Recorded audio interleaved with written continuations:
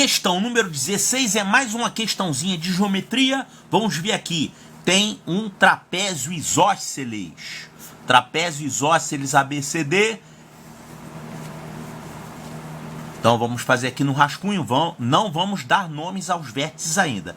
Ele falou o seguinte: nesse trapézio isósceles, a base maior é AB.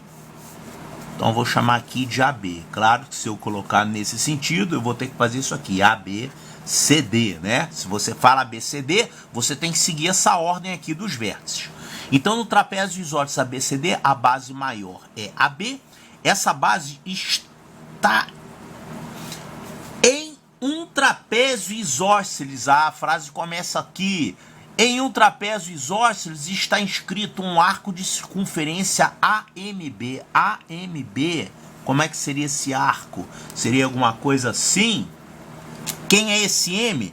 M é o ponto médio da base menor CD. Então M seria isso aqui. Esse arco é um arco assim. Seria essa aqui a ideia? Tá. Agora, esse negócio de inscrito tem que tomar muito cuidado, né? Porque originalmente na geometria, essa palavra inscrito, ela foi usada apenas para circunferências, né? Você tem uma circunferência inscrita num triângulo, por exemplo. Então, na origem da geometria veio isso aqui. A circunferência inscrita num triângulo, ou então um polígono inscrito numa circunferência. Agora, quando você começa a inscrever uma coisa diferente dentro da outra, você vai escrever um arco dentro de um trapézio. Isso é um pouco de forçação de barra. Nesse caso, o problema tem que explicar muito bem o que ele está querendo dizer. Então, tem um arco de circunferência AMB, onde M é o ponto médio da base menor CD. Tá, então esse arco está escrito aqui. Ele fala que o ângulo DBC, formado pela diagonal BD, calma aí, diagonal BD, é isso aqui. Esse ângulo que ele está falando é o ângulo DBC, DBC. Esse ângulo aqui, tá, o que tem esse ângulo? Ele mede 50 graus. Vou deixar anotado aqui, ele mede 50 graus. E ele fala ainda do ângulo DBA. O ângulo DBA mede 10 graus. Então, DBA, é isso aqui. Isso aqui é 10 graus e ali é 50 graus. Agora esse negócio de inscrito aqui tá meio estranho, né? Não tá muito preciso. Mas ele colocou mais uma informação aqui, ó. Ele faz uma pergunta e no final, só como desencargo de consciência para o candidato não ter dúvida, olha, qual é a razão entre as medidas da base AB e do comprimento do arco AMB, sabendo-se que os lados congruentes são esses aqui, os lados iguais do trapézio, é um trapézio isósceles, né? Se não fosse isósceles, você nem teria como fazer essa figura. Mas ele fala, é um trapézio isósceles. Sabendo-se que os lados congruentes desse trapézio são tangentes ao arco AMB. Ah, são tangentes ao arco AMB. Porque você poderia escrever aqui sem ser tangente, como eu desenhei aqui. Tá vendo? Aqui nessa figurinha como eu fiz, esse arco tá passando aqui nesse ponto A e tá passando num outro ponto ali mais adiante, tá vendo? Mas ele não quer assim, ele quer que aqui seja tangente. Ou seja, o arco tem que ser tangente a esse lado AD. É o que ele está falando aqui. Então ele está dando mais uma informação para você construir corretamente a figura. Então seria alguma coisa assim.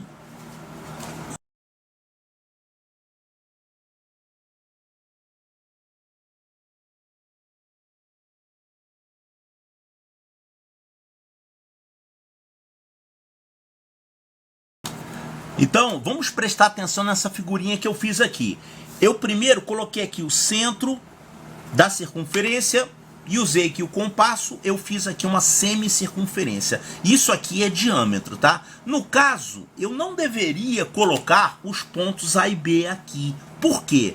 Porque se fosse assim, as tangentes iam ser verticais.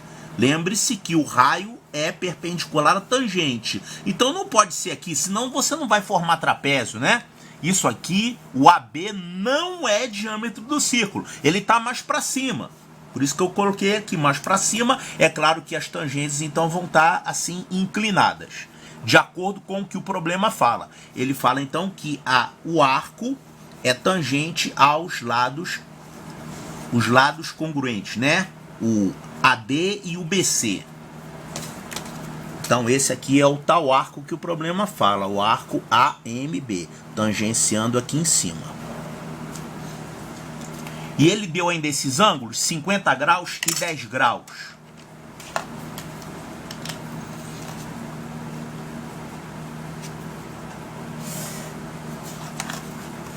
Então esse ângulo todo aqui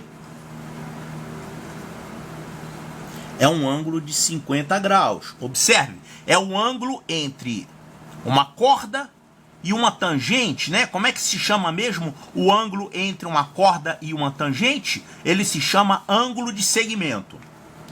O problema deu ainda que esse ângulo aqui é 10 graus. O ângulo DBA vale 10 graus. Então vamos marcar aqui 10 graus.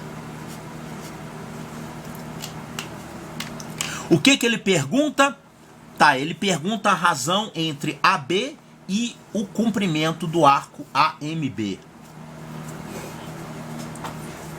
Será que eu já tenho aqui todas as informações que eu preciso? Eu vou precisar do raio do círculo? Não, porque na verdade o raio vai cortar, né? Você pode chamar o raio de R e fazer as contas em função do R. Ele está pedindo aqui a razão entre AB e o comprimento do arco AMB. Então ele quer a razão entre AB e o AMB. Vai ficar tudo em função de R e o R vai cortar. Na verdade eu não sei o raio, né?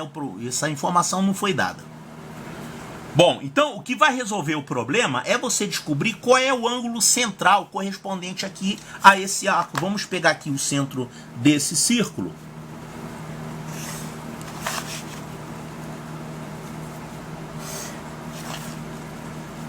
Vamos chamar de O, o centro do círculo. Eu tenho que saber que ângulo central é esse aqui. Porque se eu souber que ângulo central é esse, eu fico sabendo quanto é que vale essa corda AB. Vai sair em função desse ângulo. E eu fico sabendo também quanto que é o comprimento desse arco. Tendo aqui um ângulo central, eu descubro isso. E quanto que é esse ângulo aqui? Tá fácil de descobrir, porque olha só, eu sei aqui que esse ângulo é 10 graus. Isso significa que esse arco aqui é um arco de 20 graus. Porque isso aqui é um ângulo inscrito, né? Ele vale a metade do arco. Então esse arco de A até esse ponto aqui, que eu não dei nome a esse ponto, vamos chamar esse ponto aqui de Q. Então esse arco aqui, ele vale 20 graus. Porque o ângulo inscrito vale a metade do arco. Então ali tem que ser 20 graus. E aqui o problema deu que tem um ângulo de 50 graus, que é um ângulo de segmento. É o ângulo formado entre uma tangente e uma corda. Qual é a fórmula do ângulo de segmento? O ângulo de segmento vale a metade do arco que está subentendido, que está localizado entre essa tangente e essa corda. E esse arco é isso aqui, ó, de Q até o ponto B, né? Então, se isso aqui vale 50 graus, quanto é que vale o arco QMB? Esse que está marcado em vermelho aqui, vai ficar 2 vezes 50, vai ficar 100 graus. Portanto, juntando esses dois arcos, o AQ vale 20 graus, o QMB vale 100 graus. Então, o arco total, o arco AMB, vale 100 mais 20, 120 graus. Então, esse ângulo central aqui é um ângulo de 120 graus. Já está ficando fácil, né? Já sei o ângulo central, já tenho a metade do caminho para resolver o problema. Vamos logo calcular quanto é que vale o arco AMB? A medida desse arco, como é que a gente faz para calcular essa medida? Você vai pegar o 2πr, que é o comprimento da circunferência, 2πr, e vai multiplicar por quanto? Por esse ângulo dividido por pelo ângulo de uma volta inteira, né? Ou seja, 120 graus de um total de 360. 120 sobre 360. Claro, se você colocar aqui em graus, aqui você tem que colocar a circunferência toda em graus também, 360. Ou seja, esse arco corresponde a uma fração de 1/3 do 2πr. Né? Isso aqui simplificando vai dar 1/3. Então esse arco AMB ele mede 2πr sobre 3. Então você já tem aqui a medida do arco AMB. Agora falta você calcular a medida dessa corda AB. Essa corda AB tá fácil de calcular. Vamos dividir esse ângulo de 120 aqui ao meio.